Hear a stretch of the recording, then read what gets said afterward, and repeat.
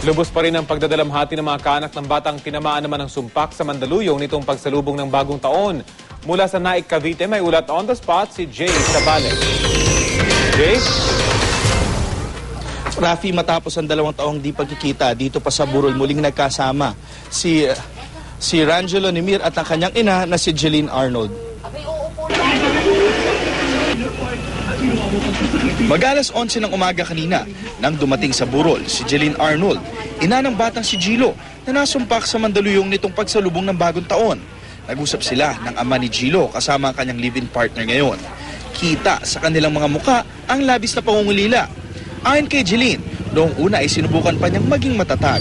Ngunit nang napag-usapan na ang tungkol sa kanyang anak na matagal nang nawalay sa kanya. Lagi niya akong niyayapos. Pag naglalaba ako, hinalikan niya ako.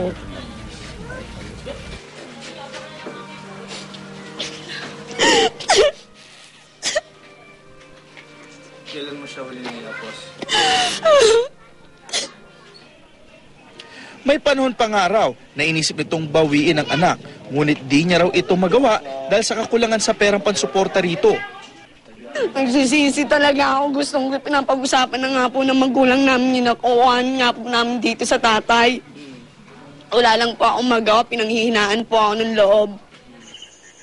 Hindi rin alam ng ama ni Gilo kung papaano niya maibabalik sa normal ang takbo ng kanyang buhay ngayong nawala ang kanyang anak. Pag magbabagong taon, tuwing magbabagong taon, hindi tayo makakapagsaya. Gawa ng maalala natin yung ako.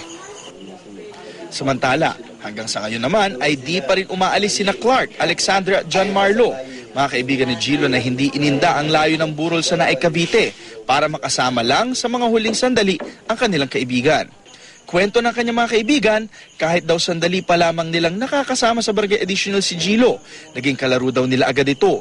Kaya naman, di raw nila makakalimutan ang kanilang kaibigan. Anong mamimiss niyo kay Yung mga niya, yakap niya sa amin. Halik niya.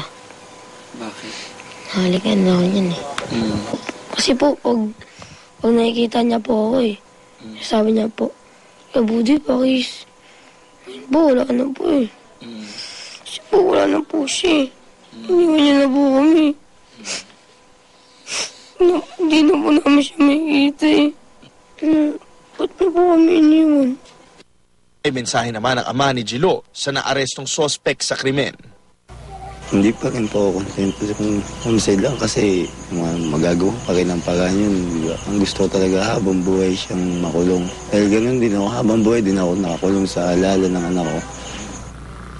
Nakatakdang ilibing si Gilo ngayong darating na Martes sa Naik Public Cemetery. At yan muna ang pinakalitas mula dito sa Naik, Cavite. Balik sa iyo, Rafi. Maraming salamat, Jay Sabale.